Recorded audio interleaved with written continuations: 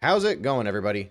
So this is kind of insane, and I've kind of mentioned it in a few different videos already, but I think we're officially in like record-breaking territory here, so it's worthy of a video. But if you go back almost exactly a month from today, then you're looking at Nintendo's stock value, their shareholder value, specifically the Japanese one from the Tokyo Stock Exchange. This seems like it's the worst drop that's happened for Nintendo's value in almost 20 years. I mean, just looking at the last 5 years, extending that over to 2017, it's definitely the worst it's been since the launch of the Nintendo Switch. I remember the second year of the Switch's life, 2018, was pretty slow. It had dropped down throughout the year. There was a lot of news going around that the initial hype for the Switch had ended, like a year after it launched, which was very weird because it had one of the best holidays that Nintendo's seen in a very long time. And despite all of its stock shortages, all of 2017 looked very good for Nintendo. But outside of that year, for the most part, Nintendo's stock has been rising up, especially in the Switch's life. But this drop in the last month was almost 20%.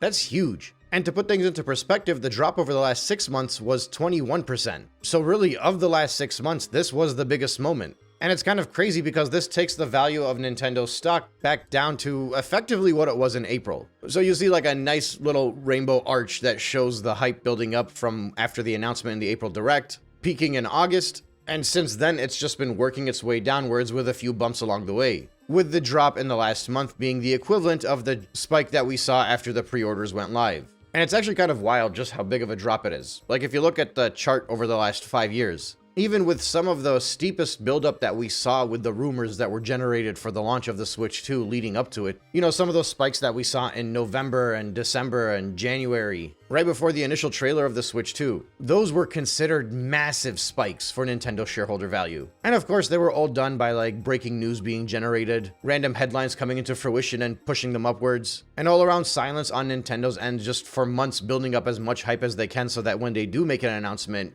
everybody's talking about it and it skyrockets upwards. But despite how sharp those increases were that we saw prior to the launch of the Switch 2, after the pre-orders went live, after there were rumors of directs coming in August and September, after Bloomberg headlines spreading exaggerated information, all of those increases were considered very sharp and very narrow, which means the value increased at an unprecedented rate, and it seems like it was just going to keep going upwards throughout the longevity of the Nintendo Switch 2's life. And despite how much those spikes shot upwards so quickly, and how steep we all thought they were, this drop is so much sharper and so much quicker than any of those increases were. It's actually terrible. Like, there's nobody in Nintendo right now that is not freaking out by that, 100%. And I know people are rightfully pointing at the RAM prices to be a part of this, but keep in mind this downward trend for Nintendo has been going since August, and really this big drop-off started November 28th. All of the biggest articles about the RAM, some of them started to surface on December 1st or 2nd, but when it really exploded and everybody started to talk about it, you're looking at around December 4th. So it was still very much trending downwards.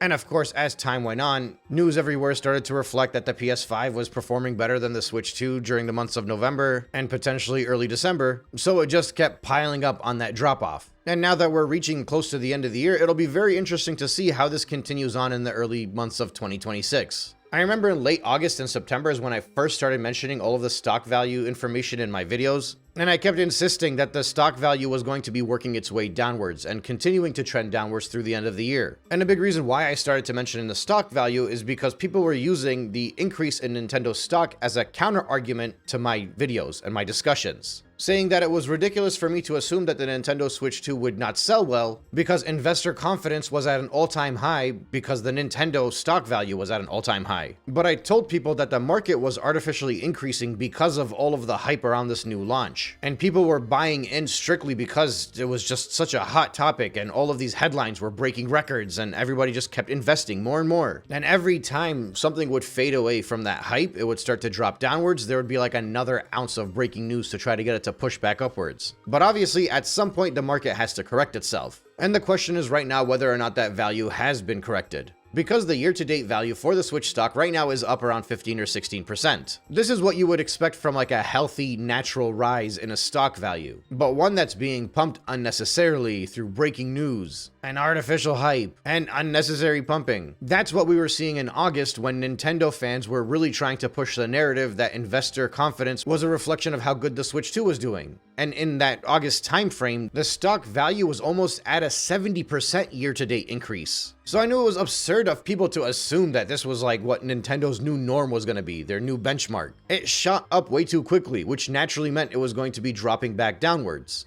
So it was kind of obvious that by the end of the year it would be down this low. I mean, it's obvious if you're somebody that's been a Nintendo fan their whole life like I have. I saw how the value of Nintendo stock continued to increase with public perception of the company. Pretty much through all of the Switch 1's life, after it got through that initial hump in 2018, it just kept growing, and it was growing pretty stably as well. But so was the public perception of Nintendo, and most importantly, the public perception of the actual Nintendo fandom. I mean, it's not record-breaking news to anybody, but the better a company is doing, the happier that their customer base is, the more that is reflected in their shareholder value. If things are manipulated through breaking news and direct rumors, and picking which bits and pieces of news you want to make public in your shareholder reports, at some point this will be reflected in the stock value, unless the plan is to kind of hope that you can paper over the cracks initially until you get that big shift and everybody suddenly starts to love the company. But look, here's the reality, and I think it's important for people to understand this. What I'm saying right now is not an implication that Nintendo is succeeding or failing. It's not an implication that the Switch 2 is going to succeed or fail. There are many aspects of the market that affect this that are outside of the control of Nintendo themselves. It's not 100% out of their hands, but there is a lot of the market that does take it out of their hands. And I think it's important for people to think about this very clearly, because in the same way that the market could affect Nintendo and cause their share value to see the worst drop that it's had in almost 20 years, likewise, they should realize that there are external factors that have caused it to rise up as much as it has, especially since April. And I'll just be blunt about it. If Nintendo, corporate, apologists, Switch 2 buyers, whatever you want to call them, if they were allowed to spend the last 6 months using Nintendo's shareholder value as proof in their minds as to why the Switch 2 was being a success,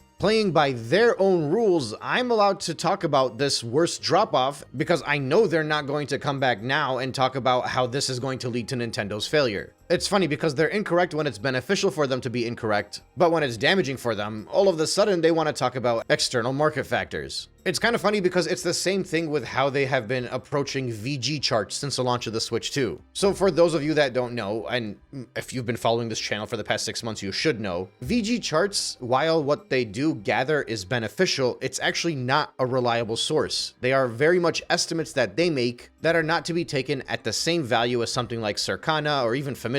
Circana being the retail tracker in the States and Famitsu being the retail tracker in Japan. The way VGChartz operates is that they collect all of this different types of data. So they grab the information from Circana, they grab the information from Famitsu, and they have an algorithm set up with multipliers that make estimates for them for various locations around the world where they don't have any data for. So for example, they'll know that if Nintendo happened to sell 1 million units in the States, for example, that might translate to a few 100,000 in Canada. But the thing is with VGChartz, because it's more like a fan passion thing than anything else, anytime an official financial report from the companies come out, they go back and correct that information. But as time goes on, they make their estimates before these official numbers come out. So right now they've talked about how the PlayStation 5 has had a record-breaking sales number in Europe. And PlayStation 5 might have, but VGChartz information is inconclusive. The issue is right now it's becoming a very common talking point with most people that they think that this is official. And this is what Nintendo fans will correctly point out to a lot of people right now when they start saying that the PlayStation 5 is record-breaking in Europe right now. But they're only being sticklers about this, and they're only criticizing VGChartz's validity because it's a console war thing for them. They have to mention it because it's like, oh, PlayStation 5 looks better, so let's make sure people understand that VGChartz is not reliable. But dating way back to July, and then August, and September, you guys remember how at the start of those months, somebody would mention that officially the Switch 2 has reached 7 million, and then in the following month they'd reach 8 million, and they just kept increasing those numbers up until we got to November where Nintendo shared their shipped numbers. During all of that time when those numbers were being spouted and people were like arguing it as a factual thing, that was coming from VGChartz. During that time, the fans didn't have any issue with VGChartz being a reliable source. But the reality is the VGChartz algorithm that was being used when those numbers were coming out is the exact same algorithm they're using right now while they're talking about the PS5 breaking records in Europe. So just like with the shareholder value, Nintendo fans, Switch 2 fans specifically, the lovers of the corporation more than the games, those guys are always there on the front lines to course correct the information of the assumptions that are being made if it's something bad against Nintendo, but they're nowhere to be heard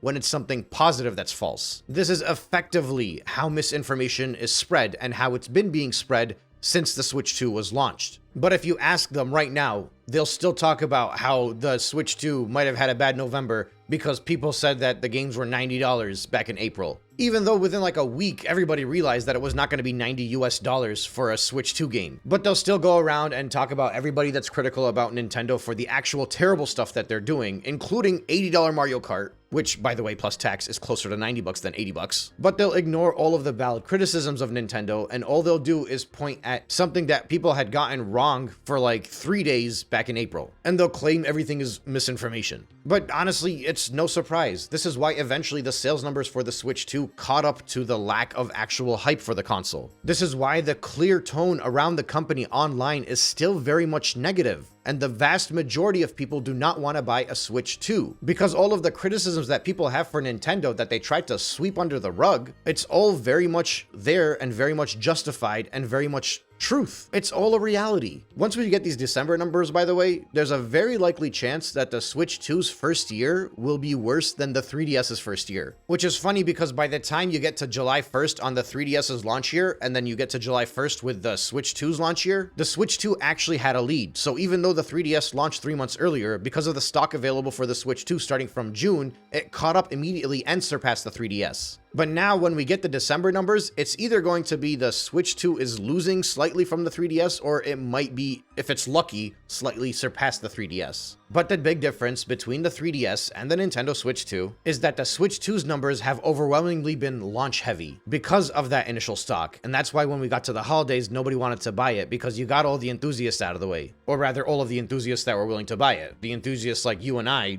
we didn't buy it, obviously. In the case of the 3DS, the momentum showed it the opposite.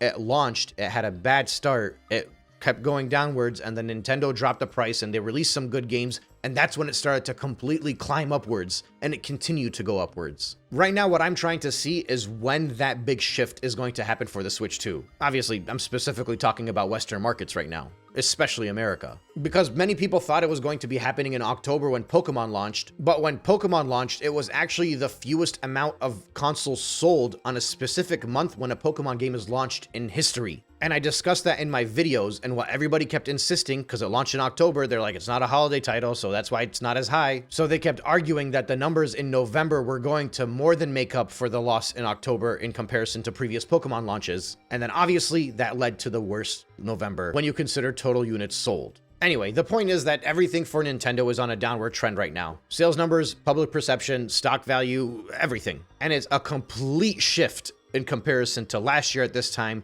when everything was looking like it was going nothing but upwards for the foreseeable future. Again, this time last year, we were all so hyped because Nate the Hate had us convinced that the Switch 2 was going to be announced very soon. And credit to him, he was absolutely right.